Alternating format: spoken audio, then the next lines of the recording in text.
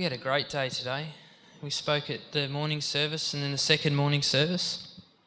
And then I thought I'd whisk my wifey away on a hot date for 4 hours. That was fantastic.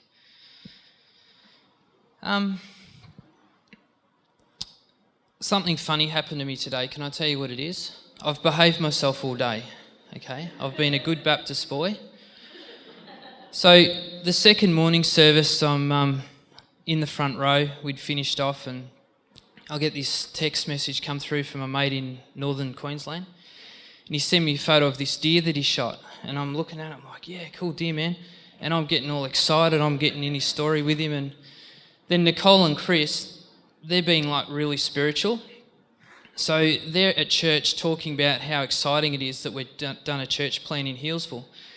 And all I do is I look up and I hear, yeah, it's exciting, isn't it? And I said, oh, what, duck opening? And Chris is like, no, your church plant. And I'm like, mate, it's got nothing on duck opening. Duck opening was awesome. We're sitting in this river and these ducks are coming up and we're just going boom, boom, whack, and all these feathers fly out and psh, into the water they go, and we're like, yes, this is fantastic. So what I've learnt with Jesus, often he talks in threes. So that's one. So this morning, as I said, I took my wifey on this hot date. So we're driving around the glen and I see... We hadn't stopped at the car park yet for 2 hours. And I see this sign and it said, Steak Ministries. And I'm like, okay, Lord, you've got my attention. And then my mind is thinking, Steak Ministries, how could that work? How could I do that at my new church? And then I'm thinking of Moses in quail season. They had like quail season for at least 20 years. So the kids, the bell would ring, they'd come home from school, they'd get their sticks, they go, right, 5 p.m. Mo comes out with his walking stick, Aaron comes out with his golf club, and they're whacking these things. They're like coming down, they're like whack, whack, whack. But anyway, I can't back it up biblically, so. As you can tell, I'm from the country. I love the country. We go to the bush, you guys go to the butcher. So as I was brought up in the country, I was brought up in a really funky little town called Rushworth. Does anyone know where Rushworth is? Yep, a couple of people. Awesome. It's a great little town to drive through. And I was brought up in this place and I was on a dairy farm. And in the morning I used to get up really, really early and Dad used to send me down the paddock in the freezing cold to get the cows. And when I was down in the cow paddock, it was amazing. It was dark, that wasn't amazing, and it was cold. But as the sun come up, I used to hear the kookaburras and I used to hear the magpies and I used to see foxes and rabbits running around in the paddock. And it was in this place that God was captivating my heart. He was revealing himself to me. He was showing me who he is and his greatness. And I remember I used to, as an innocent kid, I used to just start talking to God. And he used to talk back to me and we used to have conversations. And then as I grew up, I wanted to learn more about God's, and in the particular environment that I was in the churches I went to, they started to teach us that we couldn't have an intimate relationship with God anymore like that. That God only spoke to us through the Bible. We now have our knowledge. That's really helped the world, hasn't it? And also that the God was a God of judgment. So in that environment, I grew up with sexual abuse, verbal abuse and physical abuse, which amounted to me having a God that was up there and out there. It was a God of separation. And I remember in the church I used to learn about QTs, quiet times, where I would wake up in the morning and have this special quiet time moment with God. Then I'd put my book down, my Bible, and I'd forget about God for the rest of the day. I'd go off to work. And then I'd come home, have dinner, go to sleep because we didn't have a TV. Shock horror, I know. And then I would pray again for 15 minutes or so before I went to sleep to ask forgiveness for my sins and the sins of my sins and the sins that I've forgotten about, just to make sure that if I died at night, I wouldn't go to hell. And that was my understanding of prayer. So as I grew up a bit older, I left my beloved country to the big smoke. I left all my friends, my family. I left all my fun behind. And I got a landscape gardening apprenticeship, and it was hard. It was really hard. I felt like I just... it was as if I was living on an island with lots and lots of people in it. That's how I felt inside my heart. And because of the separation I had from God and because of the brokenness of my past, I had a lot of anxiety, I had a lot of fear, I had a lot of suicidal thoughts, all that sort of stuff. And I remember one day in particular, I was coming home and I parked my car in front of my house, and I said, Jesus, I can't do this anymore. I can't do it. I was useless at work. I couldn't speak to people. I was afraid of people. I couldn't communicate properly. And I remember hearing this audible voice that said, just do it, just gas yourself. And I sat there with my hands gripped on the steering wheel, and I said, Jesus, I can't believe that you spent 9 months of my life for me to end it like this. I said, Jesus, if you're real, you have to show me. I knew that he was real in my head, but I wanted him to show me who he is in my heart and on my life practically. So Jesus took me on a journey of years of healing and restoration, but I always carried this deep-seated sadness deep in my heart. I thought, like most single people, that when I get a partner, she's going to make my life amazing. So I got married to a beautiful girl, and she was amazing, but I was still me. So I brought my brokenness and my sadness into our relationship, and I wasn't a very good husband. I didn't know how to love her because I didn't know that I was loved. My life with Father God was very much like a yo-yo. So if I had a good day at work, my life with God was good. If I have a bad day, my life was bad. So I was tossed to and fro by the circumstances of life. And it wasn't until later on, in January the 3rd, 2010, where I started to come to an understanding that when we become Christians, the Holy Spirit, the kingdom of God, all that he is and that he encompasses now lives in us. So he's in here. In John 17, it talks about that I'm in Jesus and he's in me. I'm in him and he's in me. So Jesus is in you and you're in him.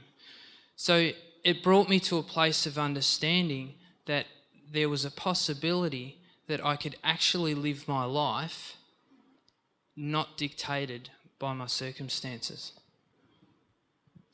I grew up in the eastern suburbs where you go to the supermarket to purchase your produce, where I dreamed of meeting a young man one day as I was a vegetarian and as I painted.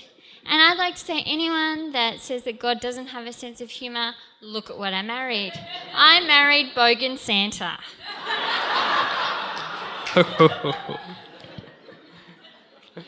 But he's a good Santa. I grew up in an awesome family. I grew up in a family where my dad was Robert Coyle. He was the founder of Youth Dimension. He was an awesome dad, and I had an awesomely loyal, fantastic mum. And they both taught me the truths of the Bible. We used to reenact the Bible. I always seemed to be the tree or the donkey, and my older brother and sister always had the key role as Zacchaeus or Jesus, and I was the squashed donkey. But in that place, I learnt the truths of the Bible. I learnt that God was a provider. I learnt that God was faithful. I learnt and saw the miracles that happened in my mum and dad's life. But as I got older, I realised that I had this handful of awesome stories, but none of them were my own. And I wondered, were these just stories, just like Jack and the Beanstalk or Hansel and Gretel, or was this real? And I got to a place in my 20s where I stood at the top of a hill and said, Jesus, if you're real, I want to see it, I want to hear you, I want to know you, and I want to experience experience you. So the very next day, after my very spiritual prayer of asking Jesus to give me an opportunity to lock in with him and live this reality of oneness, I was down at the local BMX track with my two oldest children. And the beauty about being a dad and having kids is you get to be a kid again. And you get away with it. It's awesome. So I'm down at this BMX track. I'm teaching my kids how to do all these tricks, how to do the Superman, the knack-knack, the backswing, all that sort of stuff. And it's great. So we're having these races. We're having all this fun. I start getting a bit tired towards the end of the day. So I'm like, all right, kids, we'll finish off this lap and then we'll go home. And Jama's like, nah, come on, Dad, come on. Come on, let's have one more race. I used to be like that, and I remember thinking of being a dad that I'd never say no to that sort of stuff. So it's always etched in my memory. So I'm like, all right, Jamo, let's go one more race. So we get up to the start of the down ramp. We're like, ready, set, go. Boom, down we go. We're racing as fast as we can. We get to the first set of jumps, which is a set of doubles. My son Jamison was on my left. He'd taken the centre line and I was on the right. So what happened was I hit the first jump a little bit off, and then I went flying through the air, and then instead of coming down the second jump on the down ramp, I actually hit the top. So what happened was it flicked my back wheel over and I went flying through the air like Superman, except I left my bike back behind me. So I don't know if you can remember as a kid, but when you've come off your bike, it's always in slow motion. Can you remember that? Well, it's exactly the same as an adult. So I'm like flying through the air like this, thinking, oh, this won't be too bad. I've come off this jump before, until I hit my head on the ground. And what it felt like for me was, I suspect what it'd feel like being hit by a bolt of lightning. So I just had this immense heat and pain that ran from my head right down to my tailbone. And at that moment, I was gasping for oxygen. The pain was absolutely horrendous. I was can't even say that word. I was rolling around like a brown snake that had been squashed on a country road. And at that moment, I said, this is my opportunity, Jesus, to lock in with you in conversation. That same day, I was at a kitchen tea, and it felt like I was on the other side of the universe. I was at Black Rock, and Adrian was in Hillsville.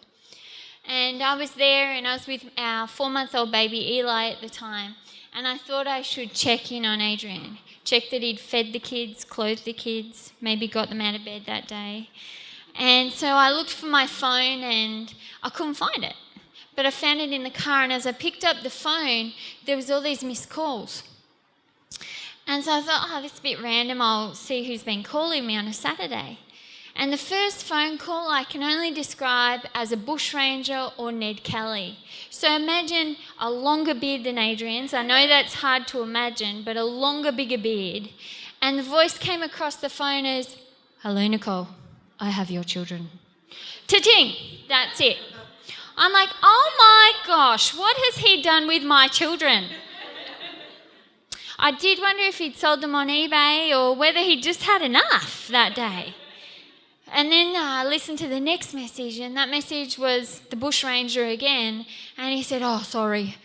Yeah, thanks. Sorry, I've got your children and your husband's gone in an ambulance. Cha-ting! Etiquette school and bushrangers don't go together. The third call was my next door neighbour, Paula, and she had left a message saying, Nicole, Adrian's got extensive spinal damage. We don't know what it is. We just assume he's gone to the local hospital because they won't tell us where he's gone. And I have your children. I was very happy at that moment. So then I madly rang all the eastern hospitals to find where Adrian was, to ring and connect with Maroondah Hospital. And I said, hello, do you have Adrian Barton there? Yes, we do. Are you his wife? Yes, I am. Would you like to talk to him? Oh, yes, I would like to talk to him. I have a lot to say to him. But as I listened to the voice on the other line, it sounded a little less like my bushrangerish husband and more happy would be the term. It sounded a little bit like, hello. It's really nice what they're giving me today. I said, what are you doing? I fell off my bike. It's really nice what they give you here. So off to hospital I went in the ambulance, and when I arrived, I was introduced to my new best friend, Mr. Morphine. He was awesome. You've got to understand, even though there was a pretty high drug culture in Rushworth, as I said, I've been a good Baptist boy, so I've never taken drugs in my life. So when morphine started to shoot up my arm, it was like, oh my gosh, this feels amazing. But even the morphine couldn't take the pain away from my back and my neck and my spine. And I remember hearing my mate Geordie, a big, strong Dutchman with a monotone voice. He came into the hospital and I could hear him walking up the corridor. And he came into my room. I had my eyes shut because I was just concentrating on breathing at the time. He put his hand on my leg and he said, Father, I just release your presence and your peace in this room. And even with my eyes closed, something shifted. This peace just rested upon me and came into me. And it felt like I was being wrapped up in a big fluffy cloud.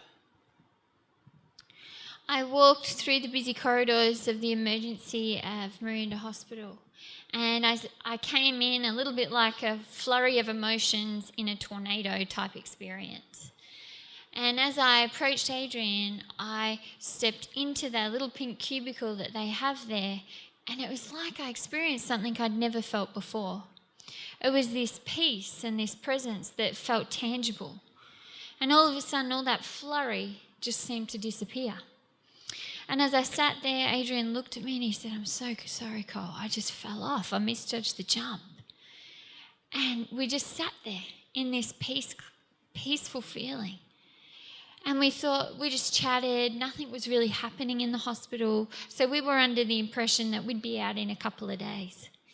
But within an instant, it was like a herd of cattle coming through. All the doctors and the nurses, it felt like, within the whole of Victoria, arrived in front of us. They immediately start to cut Adrian's clothes off. They say we have to move him. He has extensive spinal damage. We can't treat him here. We don't even know the full extent of it because we can't even do the further testing that we need to do. In that moment, I thought, hold on, this is my invincible husband. This is the husband that, shoots guns and climbs trees for a job and just does wild and crazy things. How could this little push bike have knocked him out like that? So after MRIs, CAT scans, blood tests and x-ray, they discovered that I'd broken majority of my ribs on my left-hand side in 2s and 3s. And I'd broken 3 of my ribs on my right-hand side. My neck was broken in 3 places and my back in 4 places. My first vertebrae was broken, and there was a 10mm air pocket in my spinal cord, which meant that I'm meant to be a quadriplegic. And also my T7 was totally smashed. So that we had to wait 3 days for 6 surgeons to come together and create a plan of how to operate on me. And what they did was they put me on my side in a clamp. They cut me open from here to here. They deflated my lung and pushed it to the side. They moved my heart to the side to clean up all the bone fragments and all the mess in there.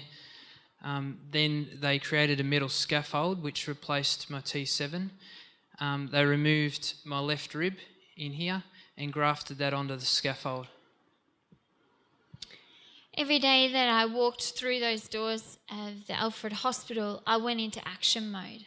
I had a plan of how I was going to make things work the way I wanted them to. I had a plan for the plan. I had a plan if Adrian came out of surgery and became a quadriplegic. I had a plan to do with finances. I had a plan for my children. I had a plan to build a ramp. I had a plan for every plan that there possibly was a plan. I was in control and I was going to make everything work no matter what. And as the day came towards his surgery, everything was looking good. All the amazing surgeons had come together. And he went in for 6 hours of surgery.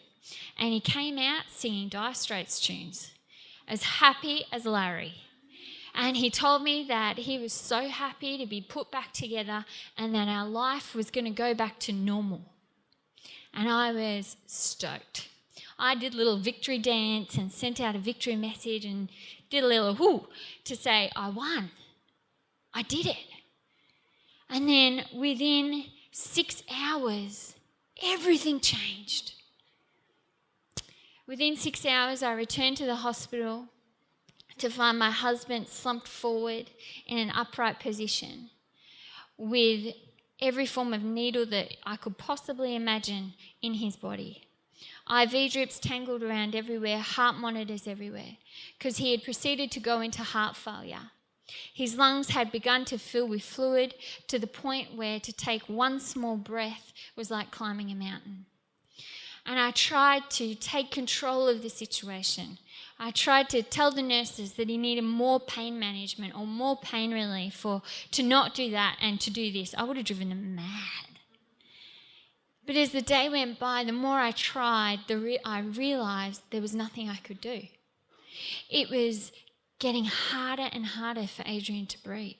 It was getting harder for him to concentrate on taking one small breath. And as he lay slumped forward with sweat dripping off his forehead, he said to me, I can't do this anymore. I want to go home. I want to go to heaven.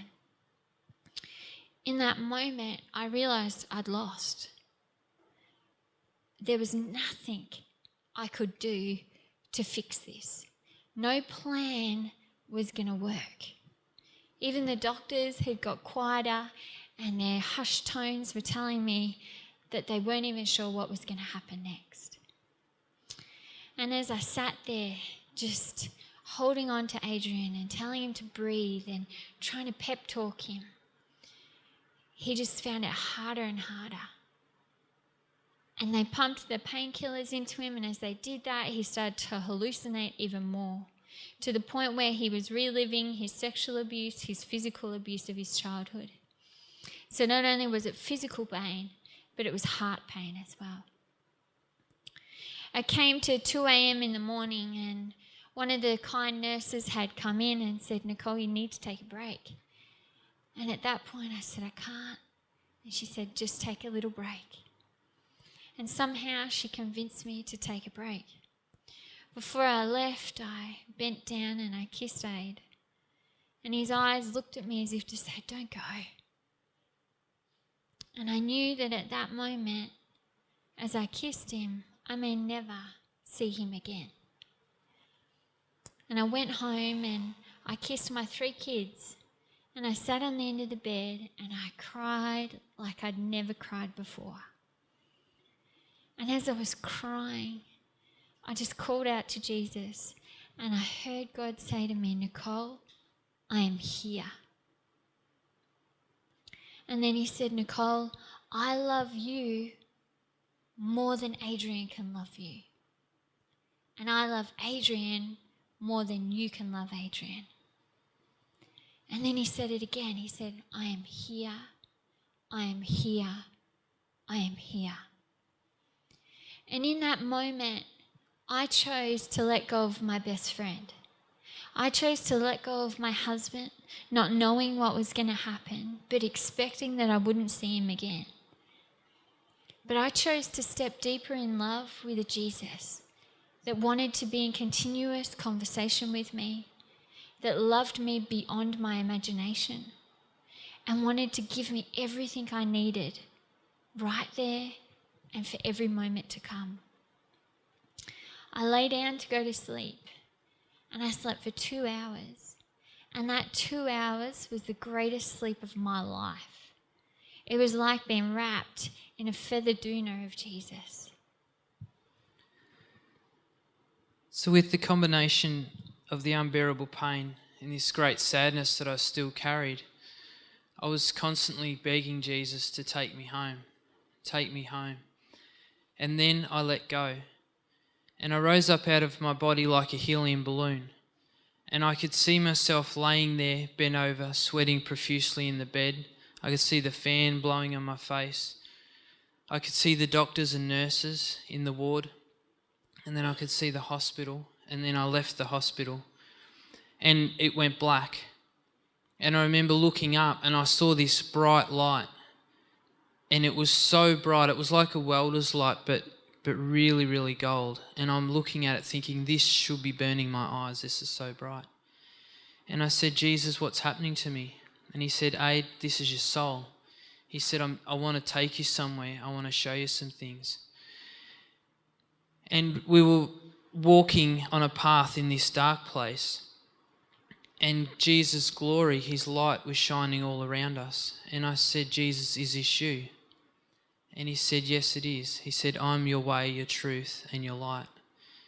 He said again, I want to take you somewhere. I want to show you some things.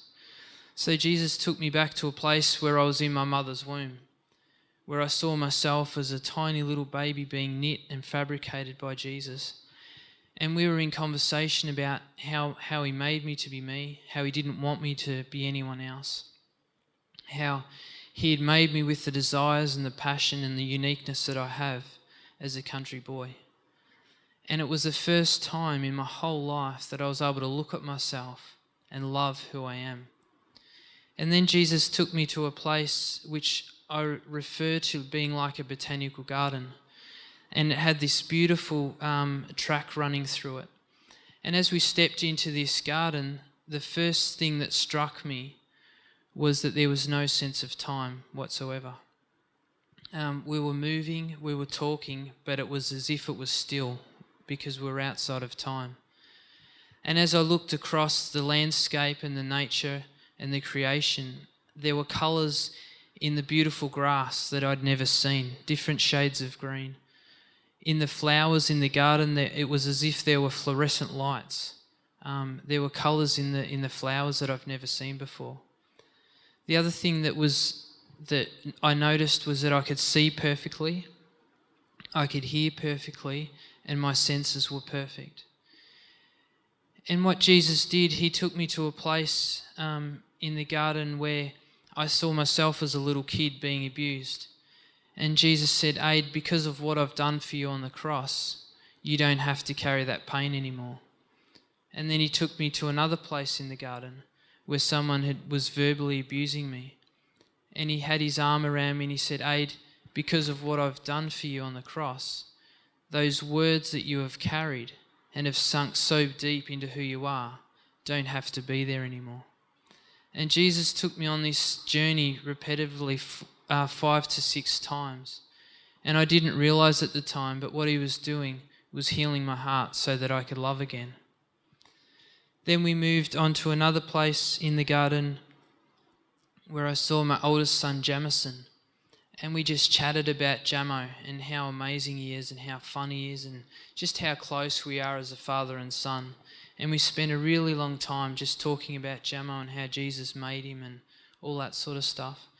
And then we moved to another place where he showed me my beautiful daughter, Jemima. And Jemima was behind like a chasm. It was like glass, but it wasn't glass.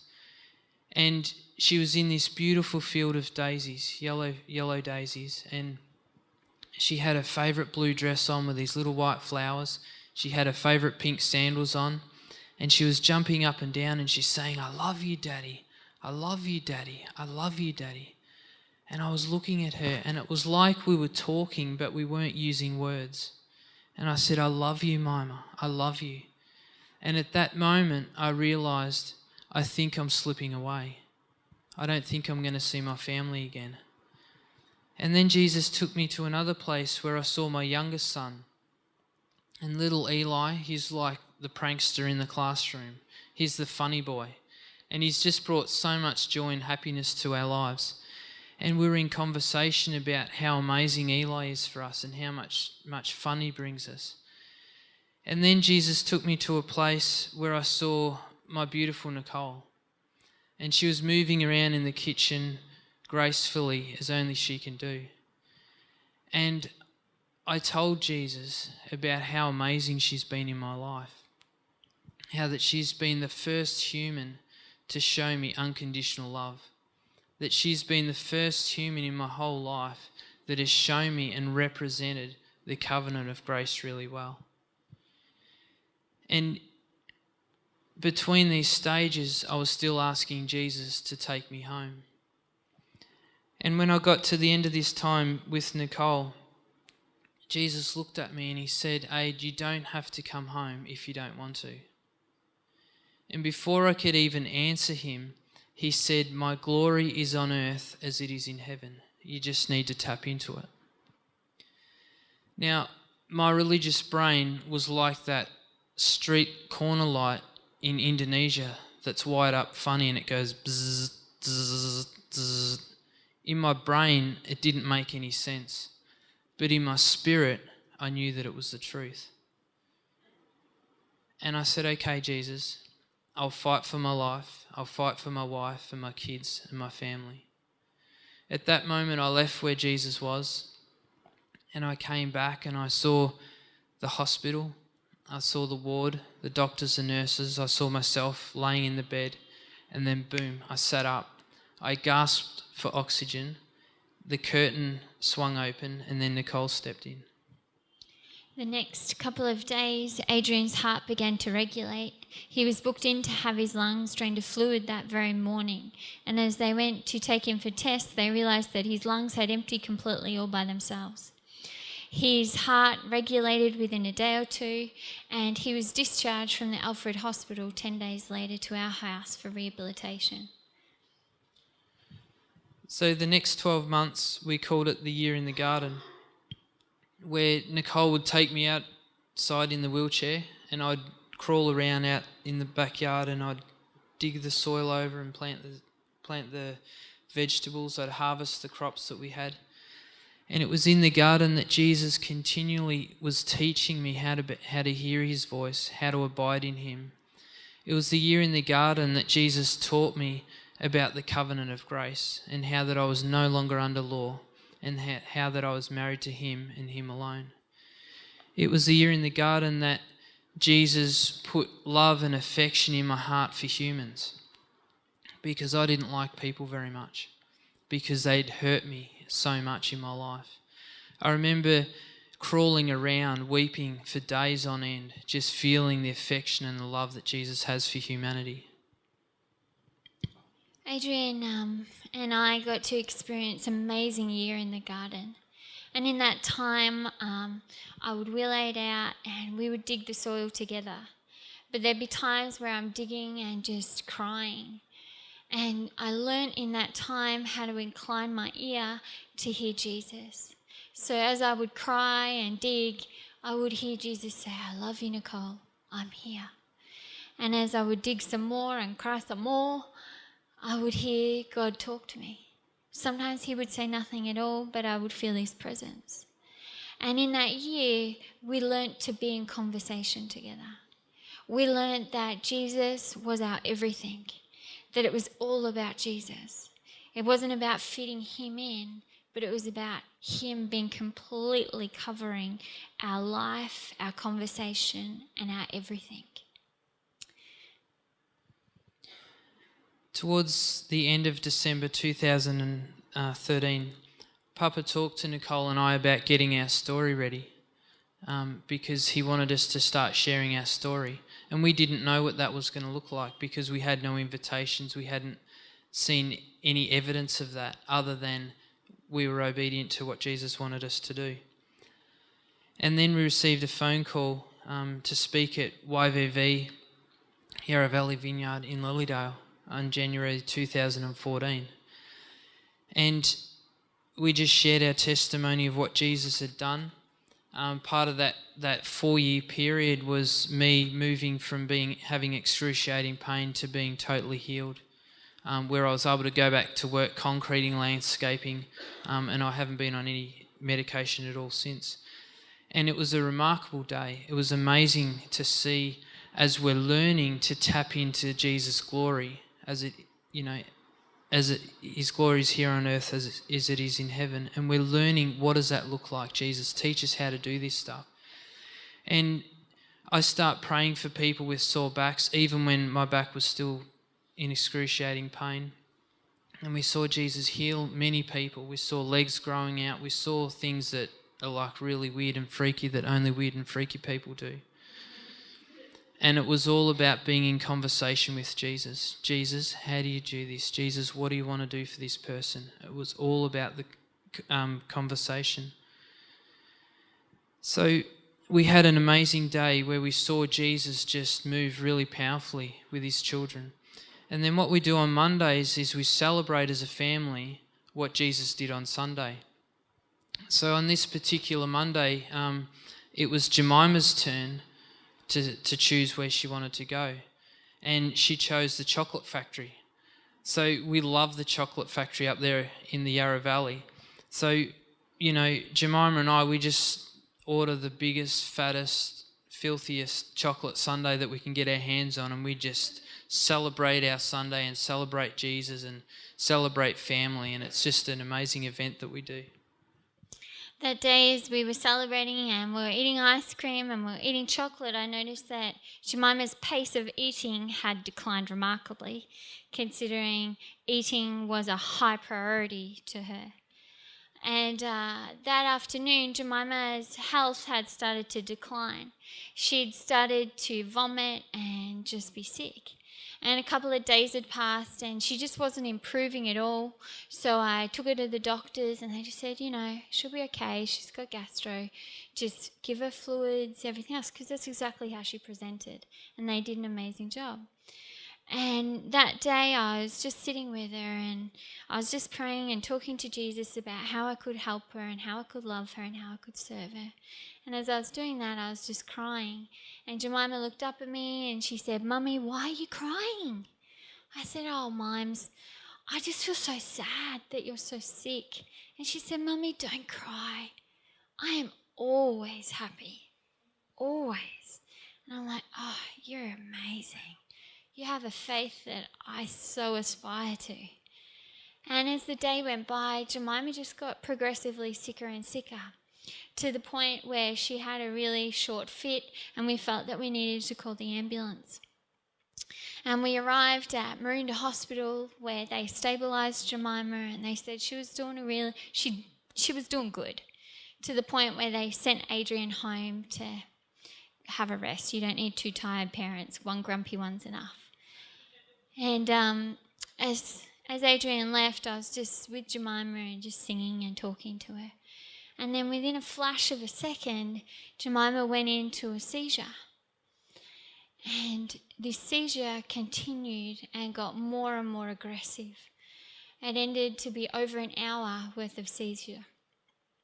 In that moment, I got taken back so that I wasn't in the way so that they could help her. I stood at the door and I said, Jesus, are we doing this again? And he said, Nicole, keep your eyes on me and lock yourself in. And I said, okay. He said, I love you and I'm here. And in that moment, as I watched Jemima, I said, Jesus, I'm locked in. You and me, we're one. And as the time passed, they felt that she needed to be moved to a hospital that could better cater for her again. And so on our drive of following the ambulance ahead, I turned to Adrian and I said, Aid, I don't know what's going to happen today, but at the end of the day, I'm going to love Jesus more than I do right now. And I'm locked in to him. So as we arrived at the hospital, Adrian had come back and they said, you know, again, she's fine. Adrian can go home and feed the chooks. And so Adrian went off to feed the chooks. And they went and ran some tests and she was meant to be back within 10 minutes or so. I arrived back and she wasn't there. And I said, oh, my daughter, she's meant to be back. Where is she? They said, oh, has no one spoken to you? I said, no. They said, oh, I'll get a doctor for you. Could you wait in the room over there? And they came into that little room and they said, Mrs. Barton, where's your husband? And I said, he's at home feeding the chooks. And they said, you're going to need to call him. And I said, why? And where's my daughter? And they said, well, Jemima has had a brain swell where the pressure in her brain has reached over 120, when your normal pressure is meant to be between 0 and 20. They said, we do not know what's going to happen, but overnight Jemima's pressure in her brain needs to drop below 20 for her to live. So I called Adrian and I said, Aid, you've got to come back to the hospital. He said, why? I said, the doctors said not to tell you. He's like, why? I said, just come. So I jumped in my funky blue Falcon and I headed off to the hospital. And, you know, as a father, you can feel things. You feel things that you don't know that's happening to your family. And I'm driving in the car and I'm just feeling this sense of, not dread, but it was close to that. And I'm in conversation with Jesus about it, and then my phone buzzes and I pick up my mobile phone. This is before you get $600 fines for texting. And I'm driving down Ferntree Gully Road and I received a text message from my mother-in-law. My mother-in-law was in northern Queensland, up in Palm Cove. And she was having an amazing holiday up there and she had no idea what was happening with us. And I was driving and reading the text message and it was from Ezekiel and it said, tell Hezekiah to tell my people that I've seen their tears and I've heard their prayers. And on the 5th day, he will rise up and be in the temple of the Lord. And after I read that, I realised that there was no mention of healing. And I'm like, oh no. And I curled my knees up into my chest as I'm driving up the road. And I'm like, Jesus, how do I do this? How do I lose my beloved, beautiful little Jemima? And Jesus said to me, he said, Aid, I'm writing in your life a portfolio of my goodness. And I said, Jesus, you and me, we're married. No matter what happens tonight, I will not be angry at you. I will not hold this against you, and I will make your name more famous. And then Jesus said to me, he said, Aid, keep your eyes on the spiritual, not the physical. And then he said, I will be with you in this next season. I will guide you, I will comfort you, and I will protect you. So that night we had amazing people gather around Jemima and we just prayed for healing. We prayed that her pressure in her brain would drop. I got to a point as a mum where I was just curled up in a fetal position because my body couldn't hold the weight of the experience anymore. And as I lay there on the floor, I said, Jesus, I don't know how to do this. I don't know how to do this. And he said to me, hunker in, Nicole, hunker in. To hunker in is a term that the soldiers used when they jumped into a foxhole. They hunkered in to the side of the hole for protection. They cuddled in so tight that they were almost a part of the wall. And in that moment, I chose again to lock in to being with Jesus. I hunkered into him so tight. He said, you keep your eyes on me, as if like a boxing term. Don't take them off. And I locked in to him.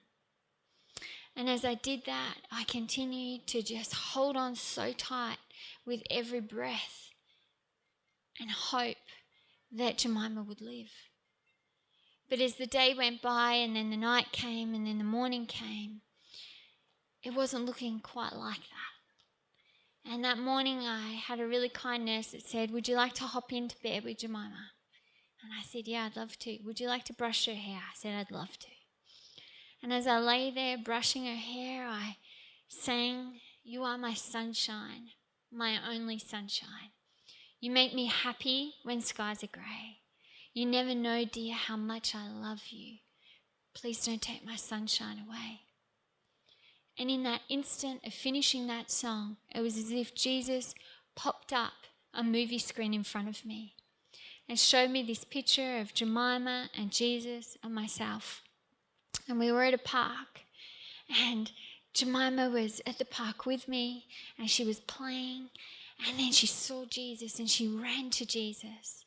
And then she ran back to me and she said, I love you, Mummy. I love you, Mummy. And then she ran to Jesus again. And as she looked back, she ran back to me again. She said, I forgot my shoes. And I'm like, oh. And in that moment, I was not thinking about her shoes. And it was Jesus showing me that he was talking to me. And as she grabbed her shoes, she said, Mummy, I will always love you. And she ran to Jesus. And in that moment, I knew that Jemima chose to be with Jesus. That she chose to be with my best friend, Jesus. That's an honor to have your child do that. And in that moment, I knew that Jemima had passed away. The doctors then came in 5 minutes after that, and they sat us down with my family and said that Jemima had passed away. In that moment, we stood around Jemima's bed and we worshipped God. We sang 10,000 Reasons, and we worshipped a God that was a good God all the time. A God of the living, not the dead. The God that is the God of eternity. The God that is so good that the only thing that stands between me and my daughter is Jesus. You know, every day I make a choice. It's not a once-off choice, but I choose to be in continuous conversation with my Father. The Father that is a good God all the time. And I chose that very day. I said, Jesus, no matter what, I'm going to love you more every day. And I'm going to choose to hunker into you every day. And I'm going to make you famous because you are my God and the God of the heavens where my daughter is. You know, being in conversation with Jesus isn't a once-off event. It's a decision that you make every day. It's a decision that you have to choose whether or not you're going to hold on to Jesus through all circumstances of life. It's a decision that you need to decide, is God a part of your schedule or is he everything in your life? I can tell you this, if I did not have Jesus, I would not be standing here today. And I mean that in the sense that I would not be standing in a public position. I would not be standing in my life. I would have curled up into a little ball and rocked backwards and forwards in the corner until God took me. But I'm telling you that when you choose Jesus, you choose him to be your everything. It's amazing what happens. You know, I'm going to get the team to come and sing 10,000 Reasons. And ask them to come up now.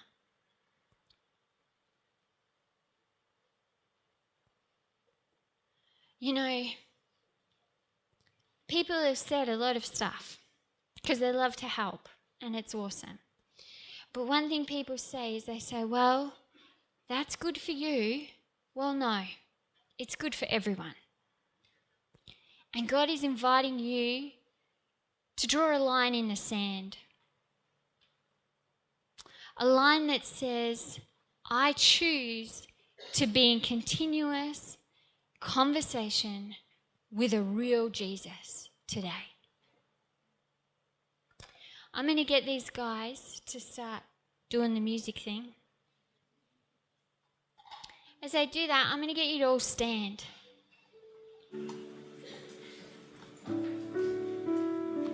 As you stand there, I'm going to get you to close your eyes.